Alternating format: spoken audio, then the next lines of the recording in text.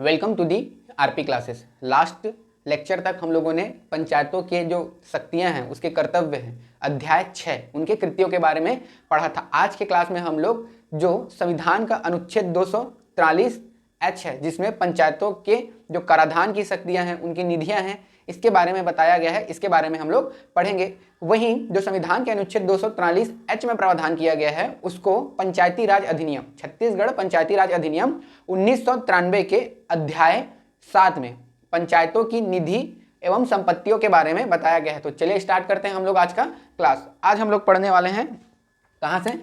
तो आज हम लोग पढ़ेंगे अनुच्छेद कौन सा आपका 243H। इसमें क्या है? पंचायतों के कराधान की शक्ति की है। ठीक, इसमें है आपका पंचायतों के कराधान की शक्ति एवं पंचायतों की निधियां।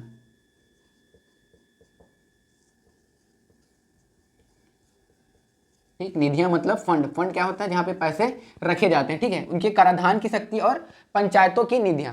तो इसमें जो मतलब अनुच्छेद 243H में जो पंचायतों के कराधान की शक्ति है, इसको हम लोगों ने पढ़ लिया था। किसमें पढ़ा था? जब हम लोगों ने अनुसूची के बारे में पढ़ रहा था, तब मैंने बताया था कि पंचायत के कुछ अनिवार्य काम होते हैं, जिसमें जो छत्तीसगढ़ पंचायती राज अधिनियम की जो अनुसूची है, कौन सा? अनुसूची 1 व अनुसूची 2 में। तो हम लोगों ने जो अनुसूची 1 और अनुसूची 2 में पढ़ा था, जिसमें इसका जो भाग 1 था, उसमें बताया गया था कि ग्राम पंचायत के जो अनिवार्य कर हैं, फिर जनपद पंचायत के जो अनिवार्य कर हैं, फिर ग्राम पंचायत के जो वैकल्पिक कर हैं, जनपद पंचायत के जो वैकल्पिक कर हैं, इन सब के बारे में हम लोगों ने पहले ही पढ़ लिया है। तो हम लोग का क्या हुआ? ये वाला सेक्शन हो गया है। कौन सा आपका? पंचायतों में कराधान की शक्ति। अब हम लोग देखने वाले हैं पंचायतों की निधियों के बारे में। ठीक है, तो ये हम लोग का पहले हम लोग पढ़ चुके हैं। तो वही है, कुछ पंचायतों के अनिवार्य कर है, वहां से क्वेश्चन आता है। ठीक है, इनमें से कौन सा पंचायतों का अनिवार्य कर है, ग्राम पंचायत का अनिवार्य कर है, जनपद पंचायत का अनिवार्य कर है, ऐसा करके कुछ कुछ आपको दे दिया रहेगा और वहां से आपको बताना होगा। ठीक है, तो ये हम लोगों ने पढ़ लिया है। आज हम लोग पढ़ने वाले हैं पंचायतों की निधियों के बारे में। ठीक है, पंचायत के जो फंड होते हैं, उसके बारे में हम लोग पढ़ेंगे। किसमें? आज की क्लास में। देखो, अब ये पंचायतों की निधियों के लिए ना एक अध्याय है छत्तीसगढ़ पंचायती राज अधिनियम में। जो टोटल 15 अध्याय हैं, उनमें से एक अध्याय है आपका अध्याय 7। कौन सा आपका? अध्याय 7। अध्याय 7 में क्या बताया गया है आपका? इसमें बताया गया है पंचायतों की निधि, पंचायतों की निधि व संपत्ति। इसके बारे में बताया गया है आपका धारा 7 में। ये धारा 7 में कहां से कहां तक है? तो मैंने बताया था, जब हम लोग धारा याद कर रहे थे, तो अध्याय 7 पंचायतों की निधि एवं संपत्ति, मैंने बताया था ये था आपका धारा 60 से धारा 68 तक। ठीक, ये क्या था आपका? धारा 62 से 68 तक है आपका पंचायतों की निधियां एवं संपत्तियों के बारे में। चलिए, तो थोड़ा सा अब हम लोग धारा के बारे में देखते हैं। तो देखो, धारा जो 62 है, इसमें क्या बताया गया है? इसमें बताया गया है कि राज्य सरकार द्वारा कतिपय संपत्तियों का पंचायतों में निहित किया जाना। क्या बताया गया है इसमें? राज्य सरकार द्वारा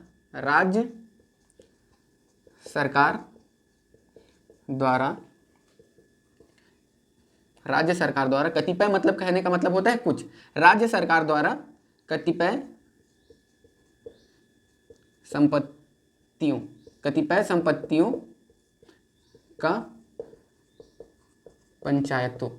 संपत्तियों का पंचायतों में निहित किया जाना। ठीक है, निहित किया जाना। इसका मतलब यह है कि अगर राज्य सरकार चाहता है ना, तो जैसे अब राज्य सरकार की कुछ संपत्तियां होगी, अगर राज्य सरकार चाहे तो कुछ संपत्तियों को क्या करेगा? पंचायतों को दे देगा कि लो भाई, इस पर अब आप लोग क्या है कानून बनाओ, आप लोग क्या है उस पर टैक्स लो, कलेक्ट करो और अपनी जनता पे खर्च करो। ऐसा करके क्या करता है कि राज्य सरकार कुछ संपत्तियों को पंचायतों में निहित कर सकता है। ये किसमें बताया गया है आपका? धारा 62 में। धारा 62 की उपधारा 1 में ये बताया गया है आपका राज्य सरकार कतिपय संपत्तियों का क्या करेगा? पंचायतों में निहित कर सकेगा। ठीक है, अब दूसरा इसी में है जो उपधारा 2 है। ठीक, उपधारा 2 में बताया कि अगर अब पंचायत क्या किया है, सॉरी राज्य सरकार क्या किया है, पंचायतों में निहित किया है, तो उसको क्या करेगा, वापस भी ले सकता है। ठीक, तो वापस लेना, ठीक है, वापस भी ले सकता है। ये हो गया आपका धारा 62। धारा 63 है, पंचायत मतलब जो पंचायत है ना उसमें समानुदेशन करना है, मतलब जो संपत्तियों का समानुदेशन। ठीक, पंचायतों में संपत्तियों का समानुदेशन इंपॉर्टेंट नहीं है ना, ये उतना इंपॉर्टेंट, इसमें बस इतना है कि जो भी राज्य सरकार है वो क्या करेगा कि कुछ भी संपत्ति का है उसको क्या करेगा, पंचायतों को समानुदेशित कर सकेगा, ऐसा करके इसमें बताया गया है, उतना इंपॉर्टेंट नहीं है। ठीक है, ये इसमें है आपका धारा 63 में। धारा 64 में है आपका पंचायतों को अनुदान देने का। ठीक है, जैसे संविधान के अनुच्छेद 280 में क्या है, संविधान के अनुच्छेद 280 में केंद्रीय वित्त आयोग के बारे में बताया गया है। तो केंद्रीय वित्त आयोग क्या करता है, जो भी टैक्स मिलता है, कर मिलता है, उसमें कुछ हिस्सा केंद्र सरकार को, कुछ हिस्सा राज्य सरकार को क्या करता है, आवंटित करने के लिए सिफारिश करता है, किसको, वित्त मंत्रालय को। तो वैसे ही यहाँ पे धारा 64 है, इसमें जो राज्य वित्त आयोग है, इसके बाद हम लोग अगला चैप्टर पढ़ेंगे, जब अगला अनुच्छेद पढ़ेंगे, अनुच्छेद 243 आई, जिसमें क्या पढ़ने वाले हैं हम लोग, राज्य वित्त आयोग के। राज्य वित्त आयोग का क्या काम रहता है कि जो स्थानीय स्वशासन है, मतलब स्थानीय स्वशासन कहने का मतलब नगरीय निकाय हो गया आपका, ये जो पंचायती राज की जो संस्थाएं हैं उनमें उनको क्या करता है, राज्य सरकार को अनुमोदन करता है कि जो भी हिस्सा है उनको अनुदान दिया जाए। ठीक है, तो इसमें क्या बताया गया है, धारा 64 में पंचायतों को अनुदान देना, पंचायतों को देने की सिफारिश। ठीक है, कौन करता है सिफारिश, तो याद रखना ये सिफारिश किया जाता है आपका राज्य वित्त आयोग के बारे में, राज्य वित्त आयोग। ठीक है, ये सिफारिश किसके द्वारा किया जाता है, तो राज्य वित्त आयोग के द्वारा किया जाता है। इसके बारे में हम लोग नेक्स्ट लेक्चर कौन सा होगा, इसमें होगा राज्य वित्त आयोग के बारे में, जिसमें हम लोग आर्टिकल 243 में पढ़ेंगे। ठीक है, तो ये याद रखिएगा, ये किसमें दिया गया है आपका, अनुच्छेद 264 में, पंचायतों को अनुदान देने की सिफारिश। ठीक, इसके बाद है आपका धारा 65। ठीक, धारा 65 में दिया गया है आपका कि जो स्थावर संपत्ति है उसका अंतरण कैसे किया जाए। ठीक है, क्या दिया गया है आपका, जो स्थावर संपत्ति है, स्थावर कहने का मतलब क्या होता है आपका, जैसे जो संपत्ति होती है ना, स्थावर संपत्तियों का अंतरण, जैसे तालाब हो गया, बाजार हो गया, ये सब क्या है, स्थावर संपत्ति है। बाजार में कुछ सेट्स लगे होंगे, चौरा बना होगा, उसको क्या करते हैं कि जो भी बाजार में आके बैठते हैं उसको क्या किया जाता है कि ठेके पे दे दिया जाता है। तो जो स्थावर संपत्ति है ना उसका अंतरण, स्थावर संपत्ति का अंतरण। ठीक है, 65 में दिया गया है स्थावर संपत्ति का अंतरण। तो ये कैसे होता है, जैसे अब राज्य सरकार है उसने क्या कर दिया, कुछ तरीके बना दिए हैं कि किस प्रकार से स्थावर संपत्ति जो है उसको अंतरित या वितरित किया जाएगा। जैसे अब तालाब का है तो आपको पता होगा तालाब को किसमें, पट्टे में, कुछ निर्धारित समय के लिए क्या किया जाता है, पट्टे में दिया जाता है, उसके एवज में पंचायत क्या करती है, कुछ पैसे लेती है। उसी प्रकार बाजार का ठेका लिया जाता है, बाजार में जो चौरा बना होता है उन सबको क्या किया जाता है, जो भी सब्जी वब्जी बेचने आए रहते हैं उन लोग को क्या किया जाता है, किराए पे दिया जाता है। तो क्या है, उसमें जो स्थावर संपत्ति है ना उसका अंतरण किया जाएगा। और कैसे किया जाएगा, तो जो राज्य सरकार के द्वारा बनाया गया है विधियां जिस तरीके से, उसके अनुरूप किया जाएगा। तो ये हो गया आपका धारा 62, धारा 63, धारा 64, धारा 65। धारा 65, ठीक, धारा 62 में क्या बताया गया है कि राज्य सरकार कतिपय संपत्तियों का क्या करेगा, पंचायतों में निहित करेगा। अब उनको दिया है तो वापस भी ले लिएगा। ठीक है, ये क्या है आपका 62 में। 63 में बताया गया है आपका पंचायतों में संपत्तियों का समानुदेशन और पंचायतों को अनुदान देने की शक्ति, मतलब जो सिफारिशें हैं वो 64 के अनुरूप होती है। कौन करता है, तो राज्य वित्त आयोग करता है। ये बहुत इंपॉर्टेंट है। ठीक है, धारा 65 स्थावर संपत्तियों का अंतरण। अब देखते हैं हम लोग धारा 66, इसको मिटा देता हूं।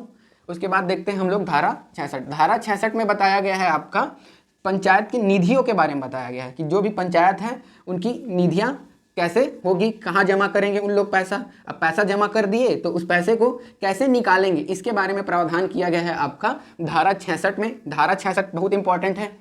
ठीक है, याद रखिएगा, एग्जाम में सीधा क्वेश्चन पूछ सकता है, और नहीं भी पूछा एग्जाम में क्वेश्चन तो कम से कम आपको एक नॉलेज होगा कि किस प्रकार से जो पैसे हैं वो आते हैं किसी भी पंचायत में, ठीक है। चलिए अब देखते हैं हम लोग कौन सा, धारा 66। धारा 66 इसमें क्या बताया गया है, इसमें बताया गया है आपका पंचायतों की निधियां। इसमें क्या बताया गया है आपका, पंचायतों की निधियां, ठीक है। ये पंचायतों की निधियां, निधियां कहने का मतलब होता है फंड्स, जहां पे उन लोग अपना पैसा जमा करते हैं। तो इसमें पहली बात कहा गया है, क्या कहा गया है कि प्रत्येक ग्राम पंचायत, जनपद पंचायत और जिला पंचायत के लिए एक निधि होगी, ठीक है। पहला बात क्या कहा गया है कि प्रत्येक पंचायतों के लिए, प्रत्येक पंचायतों की एक क्या होगी, निधियां होगी, एक निधि होगी।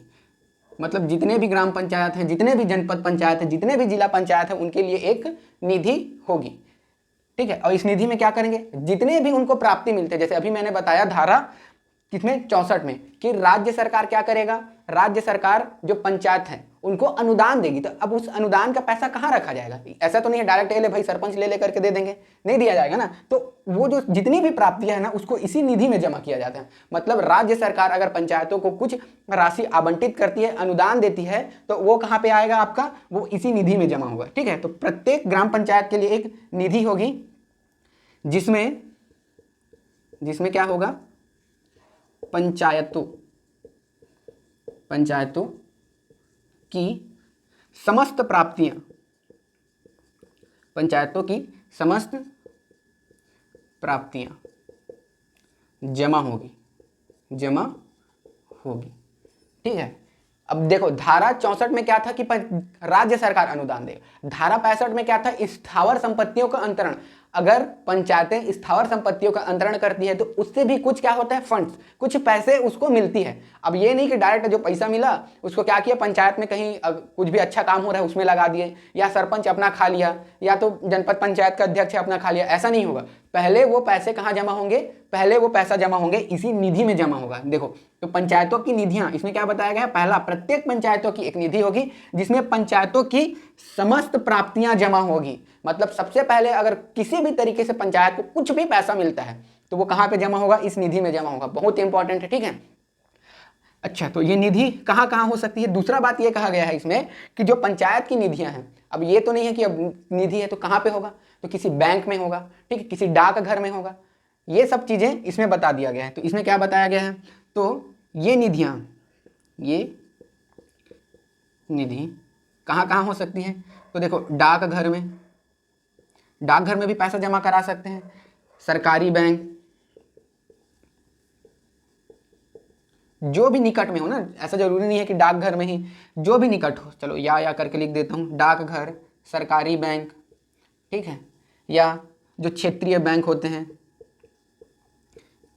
क्षेत्रीय बैंक, या फिर जो इनकी शाखाएं हैं, ठीक, इनकी शाखाएं यहाँ पे क्या कर सकते हैं, जमा कर सकते हैं, ठीक है। तो ये किसमें बताया गया है, आपके 62 में। प्रत्येक ग्राम पंचायतों की एक निधियां होगी जिसमें पंचायत के समस्त प्राप्तियां होंगी, ठीक है। दूसरा बताया गया है कि ये निधियां या तो बैंक में हो सकते हैं, डाकघर में हो सकते हैं, बैंक की शाखाओं में हो सकते हैं, सरकारी बैंक में, कुछ भी, ठीक है। तो ये क्या है, अब ये निधियां इस प्रकार से होगी। ये नहीं कि सरपंच अपना खुद का निधि खोल लिया है, घर में ही पैसा जमा कर दो, नहीं, ठीक। अब देखते हैं तीसरा पॉइंट देखते हैं। इसके लिए मैं इसको मिटाता हूं पहले, ठीक है। तीसरा पॉइंट देखने के लिए ये एक और दो पॉइंट समझ आ गया और याद भी हो गया होगा। तीसरा पॉइंट देखते हैं, इसी धारा 66 का जो तीसरा बात है, इसमें कहा गया है कि जो पंचायत की संपत्तियों का अंतरण, मतलब अंतरण नहीं, पंचायत की संपत्तियों का आहरण मतलब क्या होता है, आपको विड्रॉल करना। अब ये निधि तो बना दी गई है, अब ऐसा नहीं है, अब पंचायत को किसी कार्य या प्रयोजन के लिए पैसे की जरूरत है, उसको खर्च करना है, तो वो पैसे कैसे निकाले जाएंगे, ठीक है। तो इसका भी प्रावधान किसमें किया गया है, आपका धारा 66 में बताया गया है। क्या बताया गया है कि पंचायत निधि से, क्या बताया गया है, पंचायत निधि से क्या करेंगे, क्या बोलते हैं, विड्रॉ करेंगे, हिंदी में क्या बोलते हैं, आहरण। पंचायत निधियों से आहरण मतलब पैसे निकालना, ठीक है, पंचायत निधि से आहरण। तो कैसे पंचायत निधि से पैसा निकाला जा सकता है, इसके बारे में बताया गया है। तो देखो, हमेशा पैसा ना तभी निकाला जा सकता है जब कुछ कार्य हो, कुछ प्रायोजन हो। ये पहले ही प्रावधान कर दिया गया है इसी पंचायतों की निधियों में। जो थर्ड पॉइंट मैं बता रहा हूं उसमें ये किया गया है कि पंचायतों की निधि से पैसे निकालने से पहले उनको बताना पड़ेगा कि वो किस काम के लिए, किस प्रायोजन के लिए पैसे निकाल रहे हैं, अन्यथा वो पैसे नहीं निकाल सकते हैं। ठीक, तो पंचायत की निधि से पैसे कैसे निकलेंगे? तो अब देखो, पंचायत की निधि में 3 तरीके के पंचायत हैं। कौन कौन से पंचायत हैं?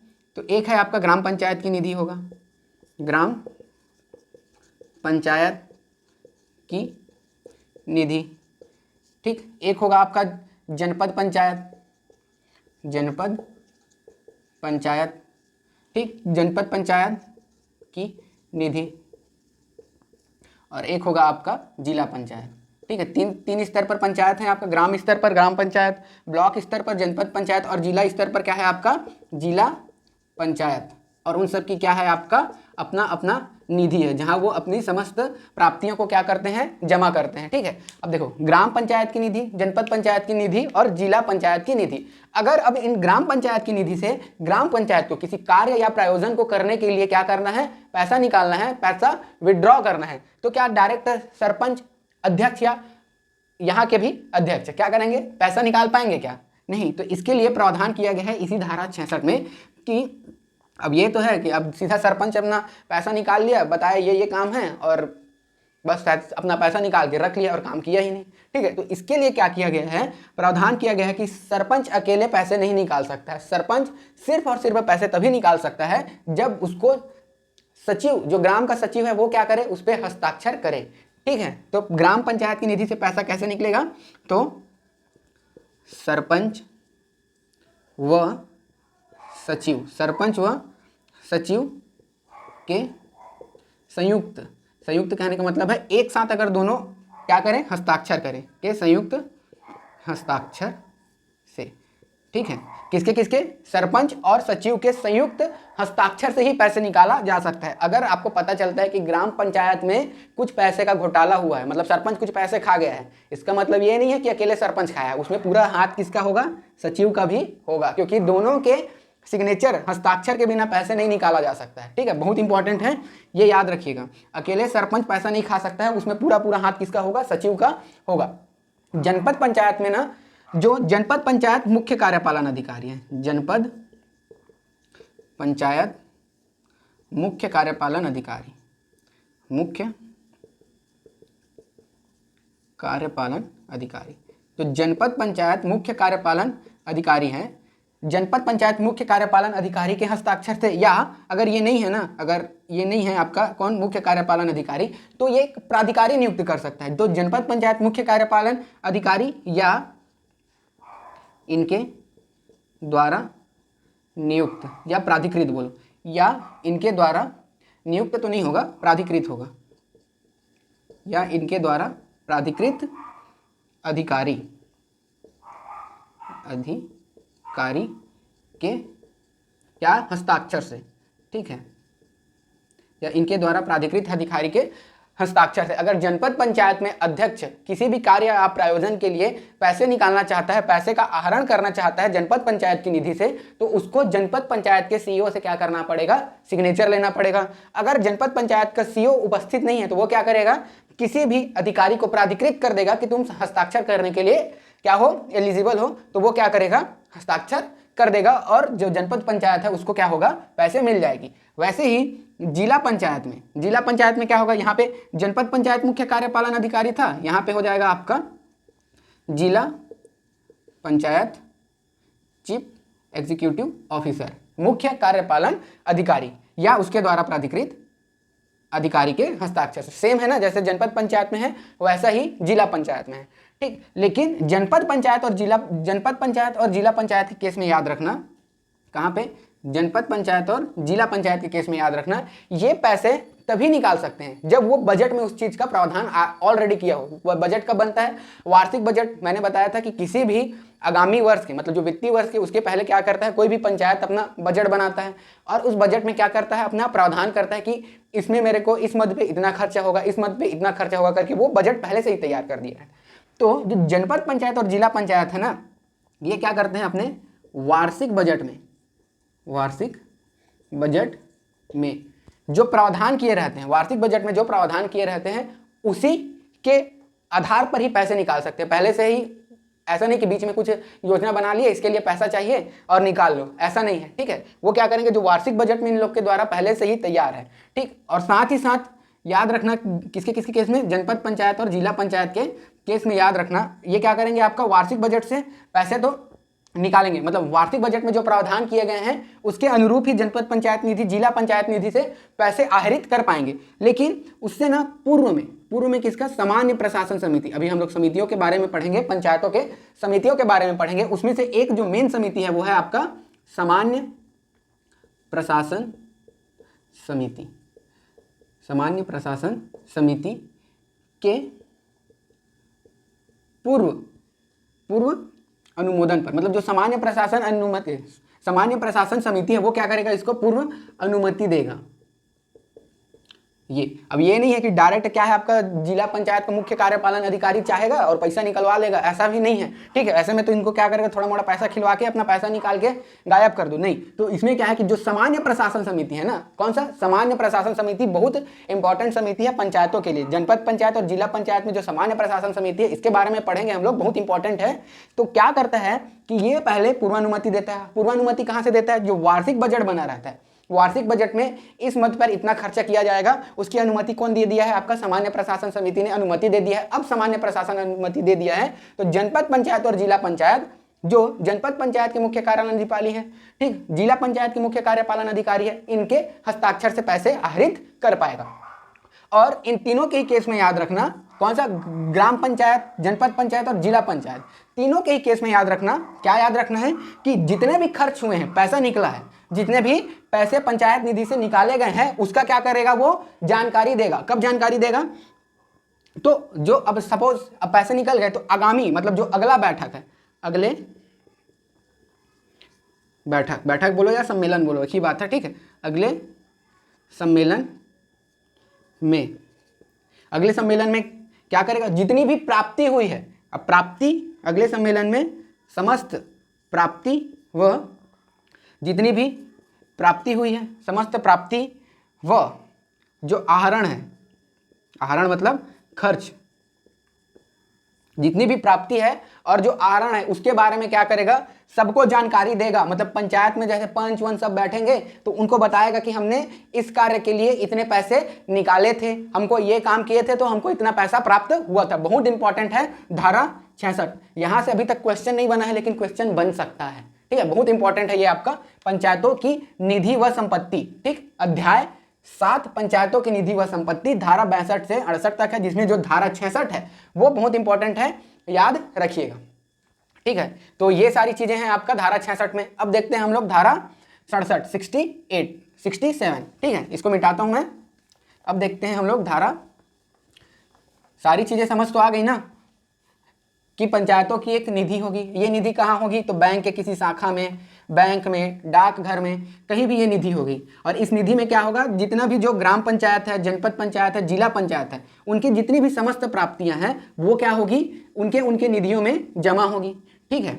अब जमा तो हो गई पैसे, अब किसी कार्य या प्रयोजन के लिए उनको क्या करना पड़ा, पैसा का आहरण करना पड़ा, उनको पैसे की जरूरत पड़ी तो वो क्या करेंगे, वहां से पैसा निकालेंगे। ग्राम पंचायत के केस में ग्राम पंचायत और जनपद पंचायत, जो ग्राम पंचायत के सरपंच है और सचिव है, उनके संयुक्त हस्ताक्षर से पैसे निकलेगा। जिला पंचायत में जिला पंचायत मुख्य कार्यपालन अधिकारी या उसके द्वारा प्राधिकृत अधिकारी के हस्ताक्षर से निकलेगा, ठीक है। जनपद पंचायत में जनपद पंचायत मुख्य कार्यपालन अधिकारी या उसके द्वारा प्राधिकृत अधिकारी के हस्ताक्षर से निकलेगा। जो जनपद पंचायत या जिला पंचायत है वहां पे पैसा क्या होता है, जो वार्षिक बजट में जो प्रावधान किए जाते हैं उसी के अनुरूप सामान्य प्रशासन समिति के पूर्व अनुमति से पैसे निकाले जाते हैं। और क्या है आपका, उसके बाद है जितने भी पंचायत हैं वो अगर उनकी निधियों से कुछ भी पैसे निकालते हैं तो उसको आगामी बैठक में बताना पड़ता है कि हमको यहाँ से इतना पैसे प्राप्त हुए थे, अनुदान से इतना पैसे प्राप्त हुए, पट्टा दे के इतना पैसा प्राप्त हुआ, ठीक है। और हमने इन विकास कार्यों में, इन प्रयोजनों में खर्च किए हैं। ये सबका जानकारी किसमें देना रहता है, आगामी बैठक में देना रहता है, ठीक है। अगला देखते हैं, अगला है आपका कहाँ तक हो गया था, धारा 66 तक, ठीक है। धारा 67, इसमें क्या बताया गया है, संविदा देने की, संविदा जारी करने की शक्ति, ठीक है, संविदा देने की शक्ति। इंपॉर्टेंट नहीं है, ठीक है। संविदा मतलब पता है जो कुछ समय के लिए अल्पकालिक कुछ भी आता है तो उसमें संविदा देने की शक्ति होती है, उतना इंपॉर्टेंट नहीं है, ठीक है। अब देखते हैं हम लोग धारा 68। धारा 68 में है आपका, इसमें है आपका जैसे पैसे तो निकाल लिए, जमा कर लिए, इन सब के बारे में बताया गया है। और धारा 68 में बताया गया है आपका कि जो सरकारी काम रहते हैं, मतलब सार्वजनिक कार्य में क्या करना रहता है, सार्वजनिक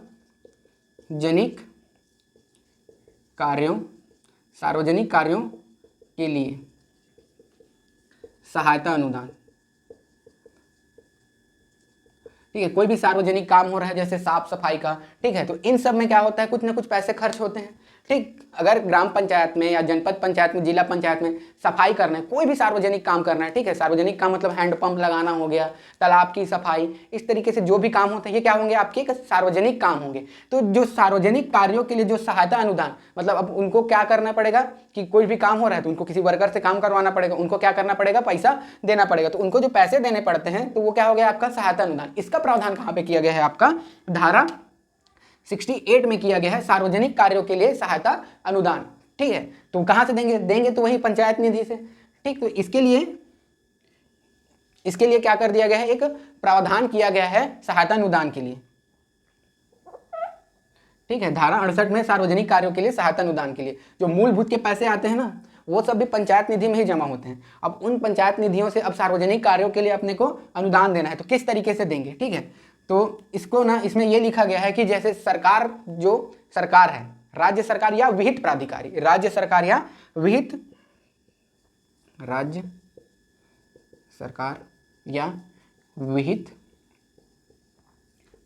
प्राधिकारी के अनुमोदन से या अनुमति से, मतलब किसी भी तरीके का अगर सहायता अनुदान देना है तो या तो आप क्या करोगे, राज्य सरकार से अनुमोदन या अनुमति लोगे, या विहित प्राधिकारी से अनुमोदन या अनुमति लोगे। तो इसमें जो विहित प्राधिकारी हैं कौन कौन होते हैं इसके बारे में देखिएगा, ठीक है। इसमें जो विहित प्राधिकारी हैं, मतलब अगर सार्वजनिक कार्य के लिए सहायता अनुदान देना है तो या तो आप सीधा राज्य सरकार से अनुमति ले लो कि हम लोग को देना है, लेकिन अब राज्य सरकार के पास पहुंचना थोड़ा मुश्किल है, ठीक। तो क्या किया गया है कि एक विहित प्राधिकारी बना दिया गया है, ठीक है, विहित प्राधिकारी। तो ये विहित प्राधिकारी कौन कौन होंगे, ठीक है।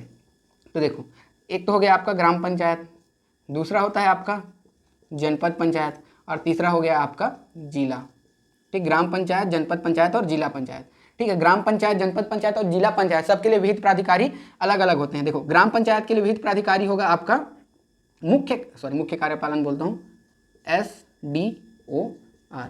SDOR कहने का मतलब है सब डिविजनल ऑफिसर, हिंदी में क्या बोलते हैं, चलो ये याद रखना, SDOR सब डिविजनल ऑफिसर, ठीक है। जनपद पंचायत के में होता है आपका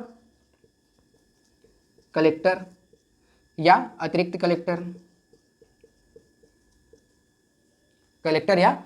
कलेक्टर, और जिला पंचायत के केस में कलेक्टर। ये क्या होते हैं, आपका विहित प्राधिकारी होते हैं, ठीक है। जनपद पंचायत के केस में कलेक्टर या अतिरिक्त कलेक्टर, ये आपका विहित प्राधिकारी हो सकते हैं। ग्राम पंचायत के केस में कौन होता है आपका सब डिविजनल ऑफिसर, ठीक। अनुभागीय अधिकारी ऐसा कुछ है, अनुभागीय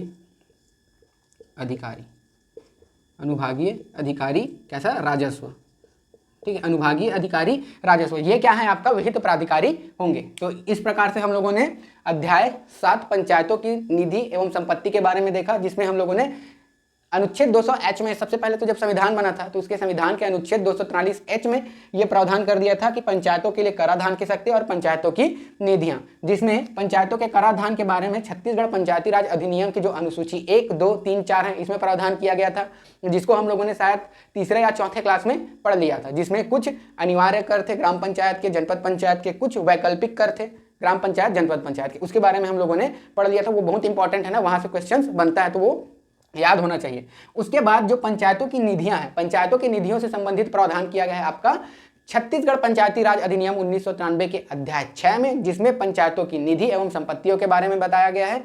ये धारा 62 से 68 तक है, ठीक है। अब हम लोग, ये तो हम लोग का हो गया पंचायतों की निधियां। अब नेक्स्ट क्लास में मिलेंगे, नेक्स्ट क्लास में हम लोग पढ़ेंगे कौन सा, राज्य वित्त आयोग के बारे में, जो संविधान के अनुच्छेद 243 आई में बताया गया है राज्य वित्त आयोग के बारे में। ठीक है, तो आज के लिए इतना ही, मिलते हैं नेक्स्ट क्लास में, तब तक के लिए जय हिंद।